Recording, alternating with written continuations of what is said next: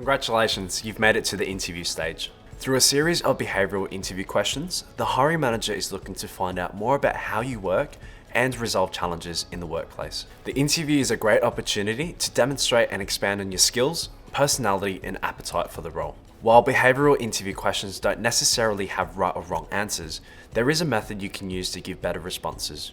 We call this the STAR method, and this is how you can use it in an interview. Situation. To clearly set the context, state the role, the organisation or department where you were working, and provide a brief description of the situation where you demonstrated the capability. Task. Provide a brief description of the tasks that you were required to undertake to address the situation. Action. Describing the actions that you took to resolve the situation is the most important part of your answer. It's very important that you pick a work example where your actions align with the key behaviours being assessed.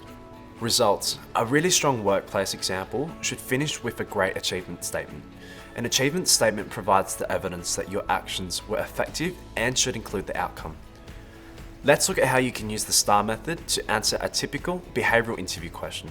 Could you give me an example of when you had to deliver a solution to an existing problem? I was working within the recruitment team to address a backlog of candidates in our recruitment software. The backlog was slowing down our system and becoming problematic, especially when entering new candidates. I started by closing off old job positions. Then I realised the main reason for backlog was managers not closing off the job properly. I knew that even with a new system, the backlog would continue if the staff weren't properly trained. I knew I had to come up with a new approach to this problem. Despite my limited experience in compliance, I used my background in training and coaching to help the staff understand the importance of knowing how to use the system properly. Initially, it was unclear which parts of the software they were having problems with. This is when I asked the HR manager for feedback and I interviewed the staff to find out what parts they were struggling with. Based on their feedback, I wrote a training program, wrote a new training guide, recorded a webinar, and created a checklist which I published on the internet for easy access. As a result of my initiative, the backlog became less of a problem as staff were properly trained on how to use the software.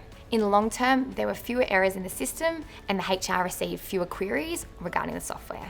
Now that you understand what a good response looks like, we will run through a poor response. Could you give me an example of when you had to deliver a solution to an existing problem?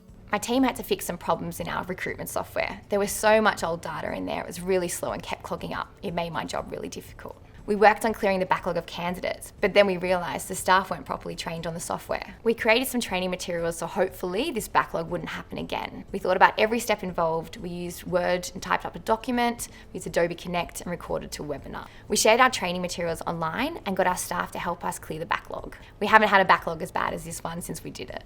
This is a poor response because there aren't enough details to demonstrate the complexity of the task. The candidate also repeatedly used the pronoun we instead of I, which makes it really difficult to understand what they actually did. The resolution was also unclear and no concrete results were evident.